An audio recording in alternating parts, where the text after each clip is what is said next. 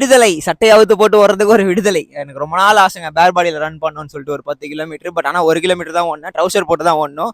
கனடாவில் பிரிட்டிஷ் கொலம்பியாவில் ஸ்குவாமிஷில் இங்கே ஃபுல்லாகவே நிறைய ஃபிட்னஸ் ஃப்ரீக்ஸ். இங்கே பேஷனாக பார்க்குறாங்க ஃபிட்னஸை, ரொம்ப வந்து லைக் ஃபிட்னஸாக பார்க்குறாங்க.